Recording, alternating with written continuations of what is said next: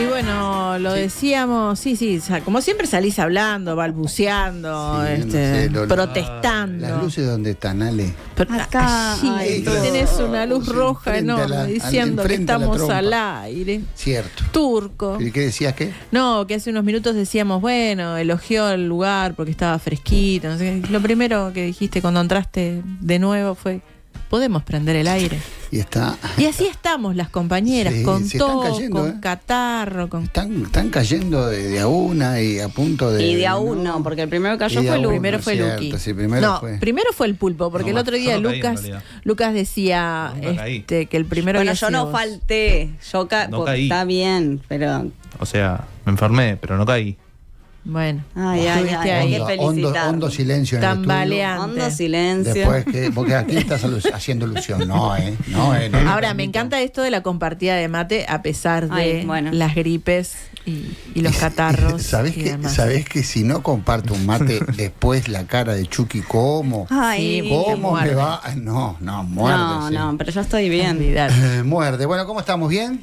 Bien. ¿Sí? ¿Curada? ¿Están curadas? Sí. Sí, bárbaro. ¿Vos, Pulpo? Divino. ¿Estás divino? Es viernes, sí. El Pulpo siempre está a un paso de la muerte. Decile a tu rostro que estás bárbaro. Ay. Bueno, vamos un poco a lo nuestro. Siempre no pude, me pasaste ayer el documento, pero no pude estudiar el programa de... son 176 páginas. Mirá. Lo que me llamó un poco la atención, yo que sé, claro, después hay que estudiarlo, hay que hablarlo, ¿no? Prometemos hacer algo con eso, pero yo digo, lo que me llamó la atención un poco de eso es que promete digamos, como el eslogan es la transformación de segundo piso, ¿no? Ahora, para transformar o para hacer un segundo piso, vos necesitas que el primero esté bastante sólido, ¿no? Porque si no, digamos, no hay muchos cimientos, ¿no? Y claro, en realidad en el planteo Delgado es más bien como que quiere transformar el primer piso. Bueno, sí. ¿No? Era algo que hablábamos ayer con el Pulpo, claro. Pareciera que se quiere transformar lo de este gobierno. Claro, quiere transformar el segundo piso, pero curiosamente habla de una transformación de segundo piso. ¿No? Entonces, yo digo, cualquier transformación sólida de un segundo piso requiere que el primero esté bien parado. Y hemos repasado 10.000 veces acá que una de las promesas no cumplidas, sin ir más lejos, el del compromiso por el país, ¿no? Claro. Entonces, aparte llama la atención, ¿no? Siempre esta idea de continuidad, pero de mejor al mismo tiempo, ¿no? Es como que hace cierto ruido en algunas áreas en particular. Que de todas maneras, salvándose que eran unas instancias, cada caso es particular, lo decíamos también el otro día, siempre es mucho más difícil renovar gobierno, ¿no? O sea, para hacer campaña es complejo decir, ¿no? Y sí, porque siempre está la pregunta de por qué no lo hiciste ahora. Ni hablar, y mucho más cuando sos el delfín, sos el ultra oficialista, claro. ¿No? Igual me llamó mucho la atención, ayer vi algo en televisión de eso, digamos, de lo bien armado que estaba todo el evento, ¿no? El escenario, o sea, ahí había... No se cayó como aquella vez en el cerro. ¿Te acordás? Digo, eso denota una muy buena inversión, ¿no? Sí. En campaña. Se hizo en el primer piso del parking de la Asociación Española, si no me equivoco. Ahí se dio como un marco general, digamos, de lo que fue este gobierno, todo lo que se cumplió en este gobierno. Y después, claro, para el segundo piso de transformaciones subieron al otro piso para dar cuenta del nuevo programa de gobierno. Ahí está, fue literal. Sí, fue todo literal. Sí, fue demasiado literal. Bueno, ya nos ocuparemos de eso, porque una de las cosas que me llama la atención ahí es que promete, por ejemplo, reducir a la cuarta parte de la pobreza infantil. Claro, esto en el marco para hacer el país más desarrollado de América Latina. Aumentaste la pobreza infantil. Proponer un segundo periodo, reducirla a la cuarta parte, ¿no? Y mucho más con el mantra de no subir impuestos. Sí, claro. Hay cosas que quizás no cierran del todo, pero bueno, no vamos a ocupar. Yo quería meterme hoy un poco con Mujica. ¿Por qué quería? Bueno, esta semana estuvo toda la semana, digamos, pautada por la noticia de la enfermedad de Mujica, ¿no? Del cáncer de esófago, que ayer nos venimos a enterar por su médica, que bueno, parece que tiene unos atenuantes, felizmente, y que hay un tratamiento y de que podía no ser tan grave, digamos, como pensábamos el lunes después de escuchar al propio Mujica en la conferencia, ¿no? Pero esto me dio pie, porque él mismo viene insistiendo desde hace mucho en esto también, un poco siguiendo con ese razonamiento, en el concepto de legado de Mujica, ¿no? Sería, digamos, sería muy vasto tocar las diferentes aristas de una personalidad así, ¿no? Pero bueno, yo elegí algunas en este espacio, en este breve tiempo, y preferí, digamos, escribirlas, porque precisamente por eso, para no dispersarme ante, digamos, una personalidad que tiene múltiples facetas y que podría dar para agarrarla por múltiples lados, ¿no? Pero digo, yo titulé esto Mujica y la Parca, la libertad de Quijote, y después sobre el final puedo llegar a explicar por qué. En sus intervenciones de los últimos tiempos aparecen en Mujica de manera recurrente, muy recurrente diría yo, un par de énfasis vitales más que conceptuales. Esos dos énfasis han sido la idea de pasar la posta a las generaciones venideras, digamos, un poco en pos de un mundo distinto, y la idea de apuntalar cada una de esas intervenciones con un sentido de legado, ¿no? ¿Qué es lo que voy dejando para esas futuras generaciones, ¿no? Se podría suponer que el hilo conductor de esos dos énfasis es el peso de los años de Mujica, ¿no? Y sobre todo el zumbido de los huesos de la parca, cada vez con la guadaña más afiliada, como dijo el lunes, ¿no? Bueno, pues bien, estas circunstancias me dieron el pretexto para pensar, claro que de manera arbitraria y a modo de doxa, porque digamos para las verdades supremas está la ciencia y no el periodismo, decía, me dieron pretexto para pensar en algunos pliegues de ese legado, ¿no? Que bueno, que afortunadamente, en primer lugar para el propio Mujica, aún transcurre. Y ojalá tenga varios capítulos por contar, ¿no? Bueno, en primer lugar, ¿cómo eludir como primer legado, acaso principal, el del pensamiento de Mujica, ¿no? Me animaría a decir que el ADN político de Mujica transcurre en la aventura del pensamiento, en el pensamiento como aventura y en la libertad de pensamiento como fin en sí mismo. La heterodoxia en el plano ideológico, que también se ha trasladado a los planos de su conducta y sus quehaceres de gestión del Estado, es una marca indeleble que lleva en el orillo Mujica. Hablo de un heterodoxo de los medios o de los instrumentos, no de los fines, ¿no? Que yo creo que los ha mantenido casi inalterados desde que era un joven militante del Partido Nacional, y que podríamos groseramente sintetizar en su vocación por estar, digamos, que al lado de los desposeídos, ¿no? Yo creo que su corpus ideológico, esencialmente huérfano de dogmas, ha permeado, oxigenado y complejizado el pensamiento y la acción de la izquierda en por lo menos los últimos 40 años. Y lo sigue haciendo hasta hoy, aunque con pretensiones más universales que domésticas, ¿no? ¿Por qué digo esto? Porque puertas adentro, ahora a sus casi 90 años, intenta remover el avispero caminando del brazo de otros expresidentes o ayudando al actual presidente a sacar la cabeza en la región. Una movida que 10 años atrás hubiese sido catalogada como sacrílega por buena parte de la izquierda, pero que a la luz de la devaluación democrática que hay en la vuelta puede ser considerada hasta revulsiva. Puertas adentro, decía yo, y ahora afuera, un poco por la comarca, intenta saltar las tranqueras ideológicas para andar del brazo de otros presidentes en pos de una América unida y distinta.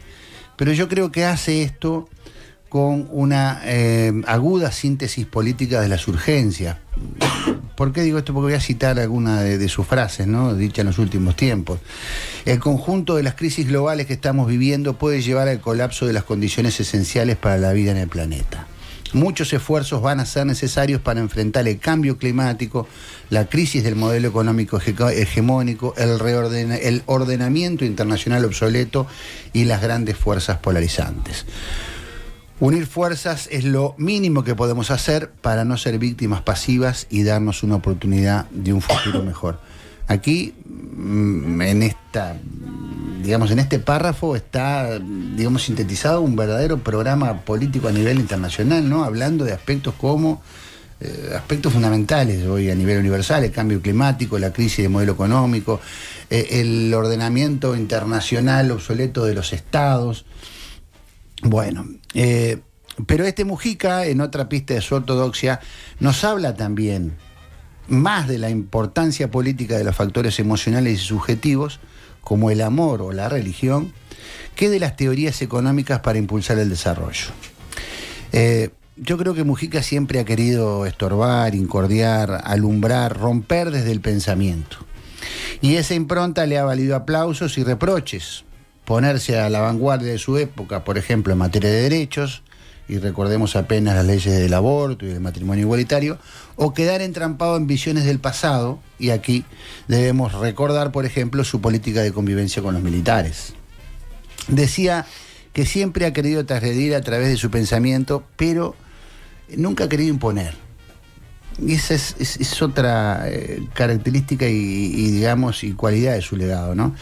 Y esta cadencia yo creo que quizá lo haya llevado a ser un líder con una capacidad de mando divorciada de la mano dura, según el sentido común de cómo debe ejercerse el poder, ¿no? Un líder que siempre se ha llevado mejor con la marcha atrás que con la quinta, un poco por el temor a romper los equilibrios internos y otro poco por propia autocrítica ante las desmesuras de algunos de sus planteos.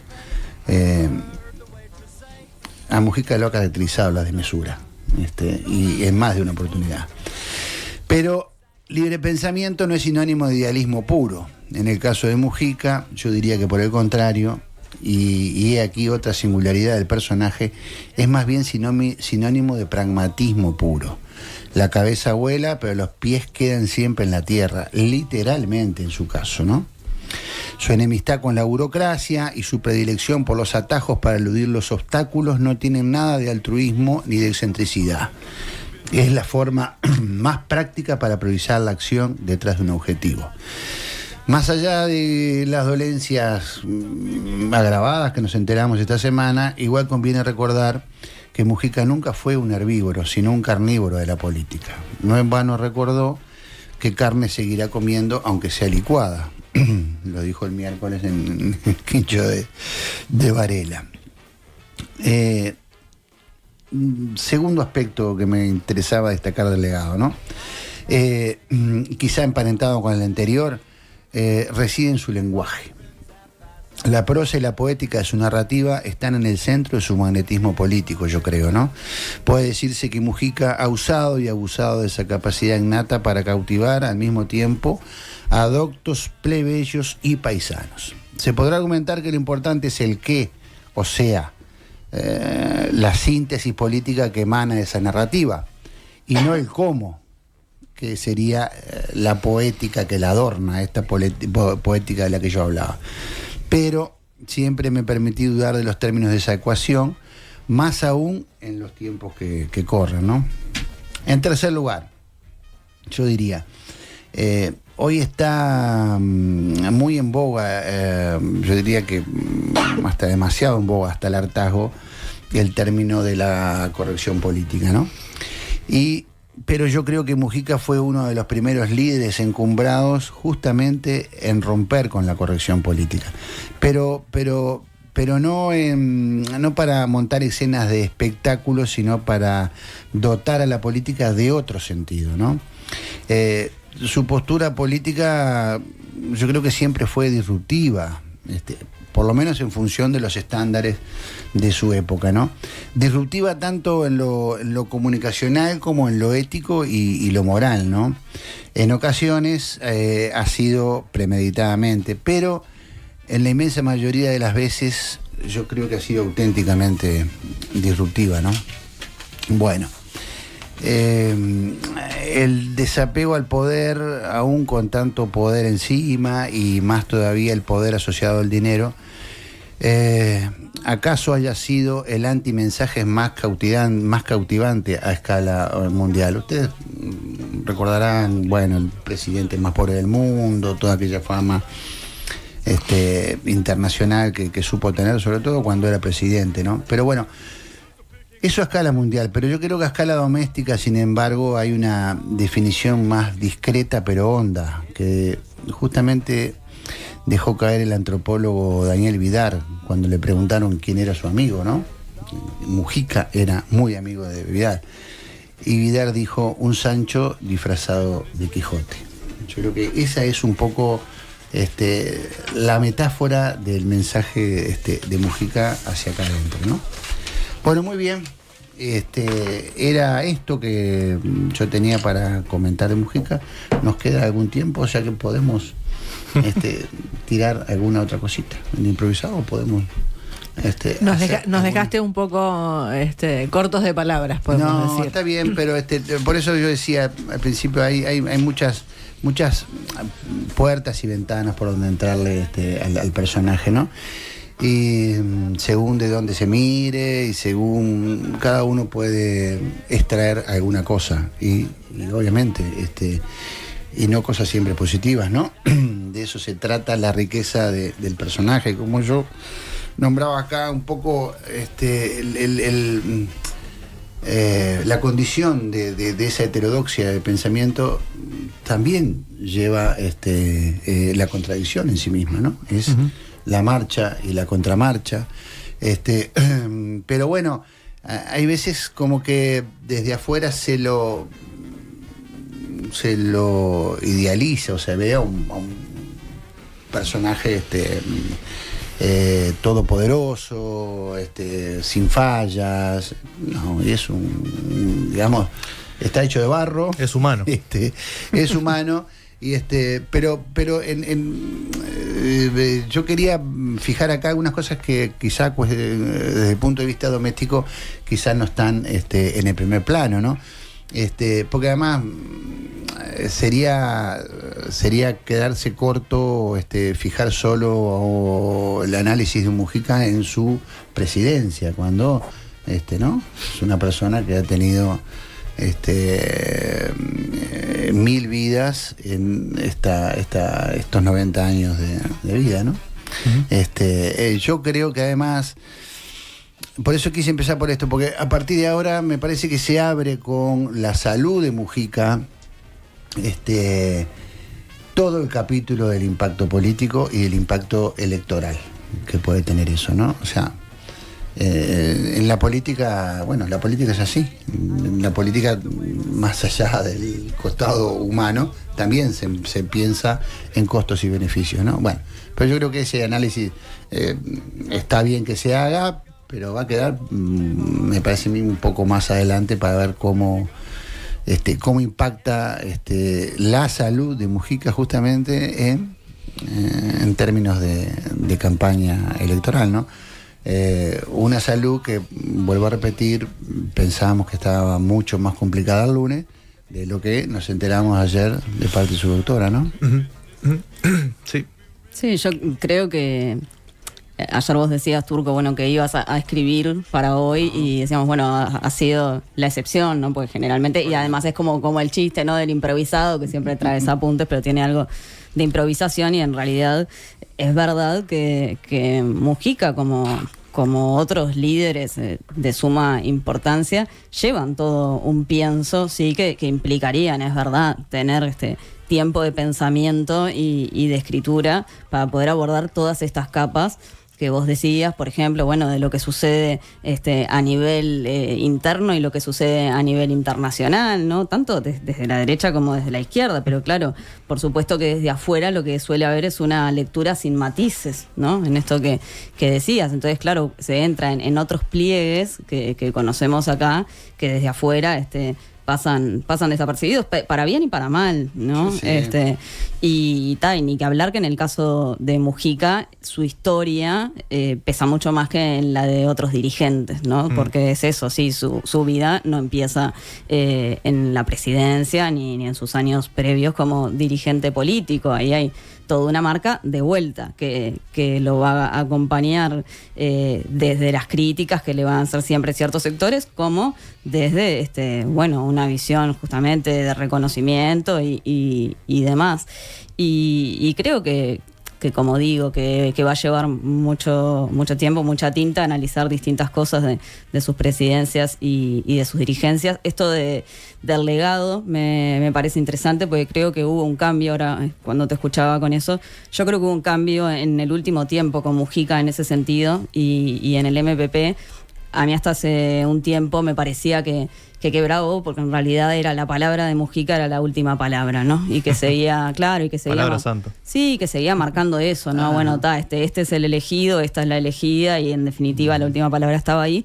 Y debo reconocer que me parece que ha habido un recambio que se ve, por ejemplo, a nivel parlamentario, generacional, que en eso hay que reconocerle al MPP, que ha formado nuevos cuadros que hoy actúan ya con cierta independencia, diría yo, ¿no? Figuras como Alejandro Sánchez, que hoy no necesariamente coinciden en todo con lo que dice Mujica, por ejemplo. Es un líder, ¿no?, más intelectual y espiritual que un líder político, ¿no?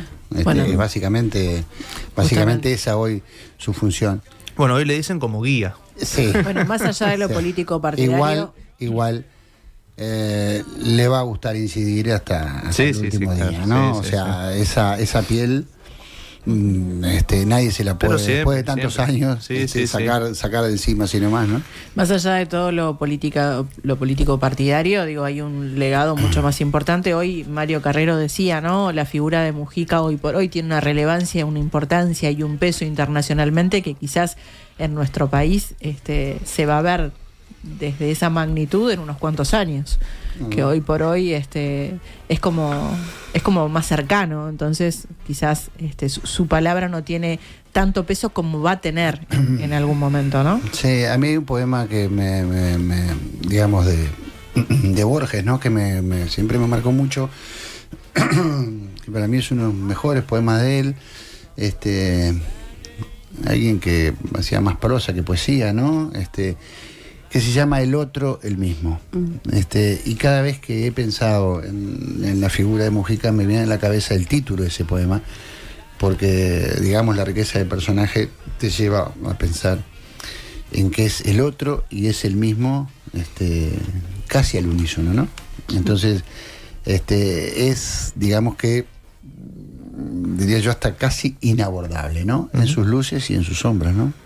Sí, en eso de las luces y las sombras, por ejemplo, esto de la cuestión de lo austero o el presidente más pobre, me parece que esa es otra cosa, claro, que hay que destacar que en otros casos puede ser una cosa más fingida, más allá de que directamente no se ven presidentes, ¿no?, que vivan en la chacra y no sé qué, podría ser una cuestión más demagógica, y yo creo que es verdad que en su caso eso ha sido genuino. Pero además yo creo que es tan potente el personaje, entre otras cosas porque resiste el archivo desde ese punto de vista, ¿no? O sea, tiene una trazabilidad casi perfecta, incuestionable desde ese punto de vista, ¿no?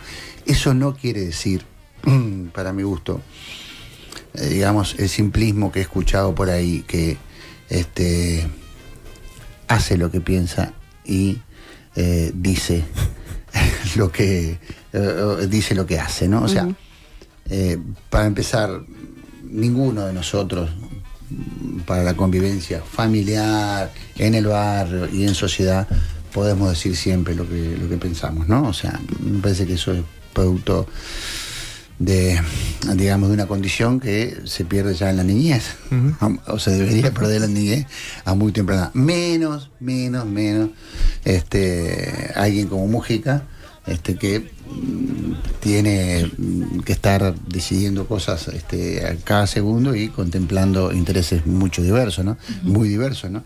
Entonces, por eso digo, hay veces está bueno escapar a la caricatura. Esto que vos decís no es ninguna caricatura, esto que vos decís, por eso digo, no resiste todo el archivo, entonces es muy potente en la credibilidad y la autenticidad del personaje, ¿no? Pero hay otras cosas que son más construcciones del mito, ¿verdad?, que de la realidad. Hay una anécdota bueno, yo nada, he seguido mucho la trayectoria de Mujica desde muy temprano, en términos, digamos, profesionales o por el oficio, ¿no? En la época de Brecha he tenido muchísimo diálogo con él, muchas entrevistas además, y hay una cosa que un ejemplo mínimo, ¿no? que pinta esto que yo decía acá, la heterodoxia del personaje y digamos, y su afán por el pragmatismo, por la acción, por saltarse la burocracia y conseguir las cosas. Por allá creo que era el año 2010, capaz que era 2011, un día me cita al bar de la esquina de que estaba Brecha en aquel momento, la calle Uruguay, y me plantea la preocupación que tiene por cómo el periodismo estaba perdiendo de vista lo que él creía que era una de las principales transformaciones que iba a tener su gobierno, y que era la transformación del interior del país, ¿no? Bueno, a través de diferentes políticas de descentralización, del tema de la tierra, en fin, muchas cosas.